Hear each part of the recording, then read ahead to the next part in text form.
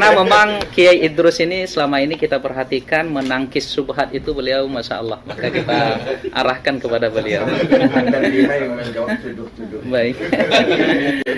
Baik, terima kasih Kiai. Saya ingin kembali ke Prof.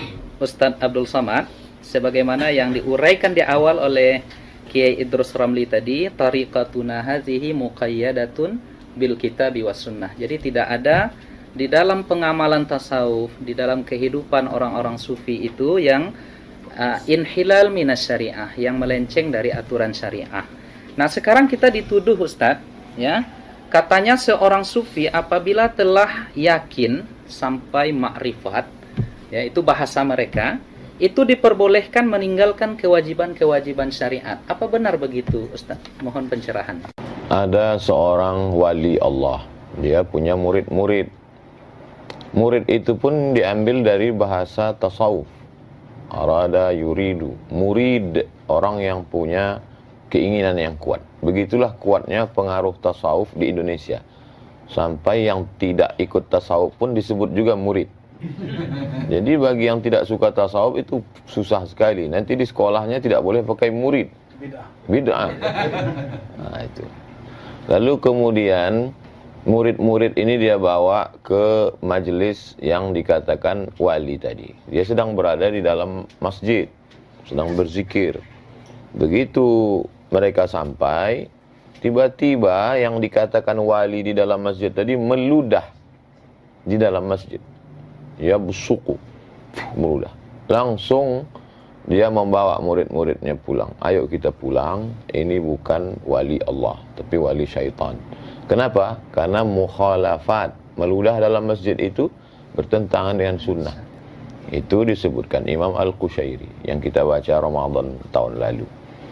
Jadi betapa mereka berpegang kepada sunnah. Kemudian ada satu kitab yang ditahqiq oleh Syekh Abdul Halim Mahmud. Beliau dianggap sebagai sufi modern, menjabat Syekhul Azhar, dapat gelar doktor dari Sorbonne, Prancis. Dosen pembimbingnya Louis Massignon, Louis Massignon tulisannya. Dalam kitab itu dia bercerita tentang ungkapan-ungkapan mereka. Idza ra'aitar rajul, kalau kau lihat ada orang yatiru fil hawa, terbang di atas awan. Yamshi 'alal ma, berjalan di atas air. La taghtar, jangan tertipu. Tapi pandanglah bagaimana istiqomahnya dia dengan syariah. Lalu kemudian kalau engkau masuk ke dalam hutan, sampai di dalam hutan itu tiba-tiba burung-burung yang di atas pokok kayu itu mengucapkan salam. Assalamu alayka ya Abdus Somad. Maka pandanglah hatimu. Kalau dalam hatimu ada rasa bangga, oh akulah wali Allah, berarti kau sedang tertipu, maghrur. Tapi lihatlah, kalau dalam hatimu ada rasa khasyah, khauf, takut kepada Allah, berarti itu memang datang. Jadi fenomenanya boleh sama, tapi efeknya terhadap diri. Jadi dia lebih banyak melihat dirinya, lebih banyak melihat ke dalam. Tuba liman syaghalahu aibuhu an uyubin nas. Lalu kemudian bagaimana seseorang itu berpegang kepada ikatannya. Ikatannya itu adalah Al-Quran dan Sunnah. Kenapa mereka itu sangat terjaga sampai hari ini? Karena mereka mengikat dirinya dengan Quran, Sunnah, dan orang yang mengamalkan Quran dan Sunnah itu. Orang-orang tasawuf takzimnya ke guru luar biasa. Saya perhatikan mereka sebelum majelis. Kalau kita kan baca Fatihah li jamil mu'minin wal mu'minat muslimin wal muslimat al ahya'i minhum wal amwat min masyariqil ardi ila magharibiha. Selesai satu Fatihah. Kalau kita tengok mursyid-mursyid itu, untuk syekh ini satu Fatihah, untuk syekh ini. Maka mereka ingat nama silsilah itu. Kenapa mereka mudah mengingat sanad itu? Karena dikiriminya Fatihah satu-satu. Karena dia ingat susunannya, urutannya. Dan mereka itulah yang menjaga sanad itu. Itu salah satu bukti mereka berpegang dengan Quran dan Sunnah. Dan juga orang-orang yang mengamalkan Quran dan Sunnah itu. Wallahu a'lam bishawab. Terima kasih Prof. Buas yang sudah menguraikan kepada kita dengan uraian yang juga sungguh luar biasa.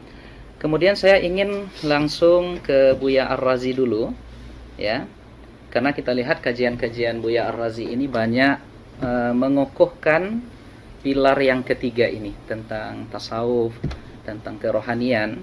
Jadi sesungguhnya Buya, jika ada 3 pilar ini, apakah seorang muslim itu wajib bertasawuf? Mau jawab langsung Pak, jawab muter-muter? Langsung Buya. Wajib. Muter dulu dikit nggak apa-apa.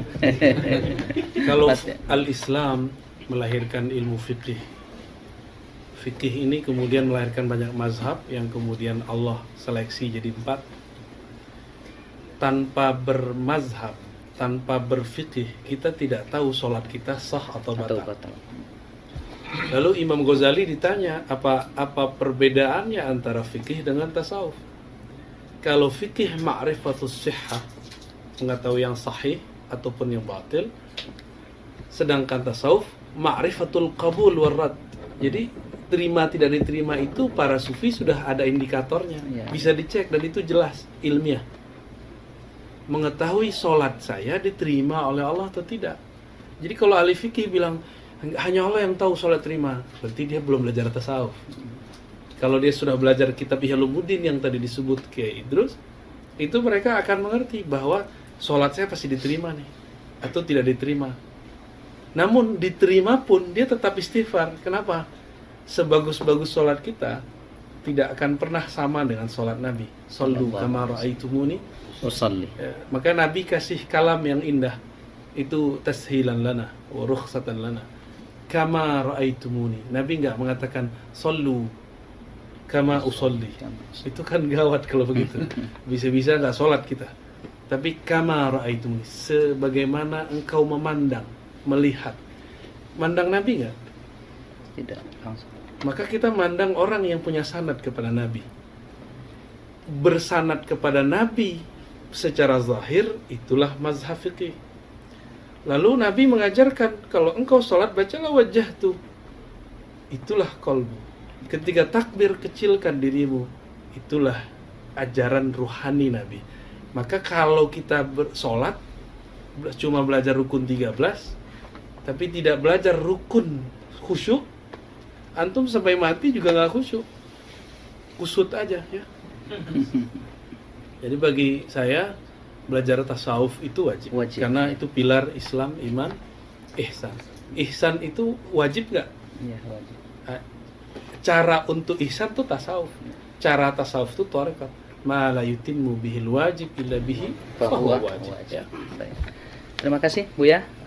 Ada 2 atau sekitar 3 pertanyaan lagi.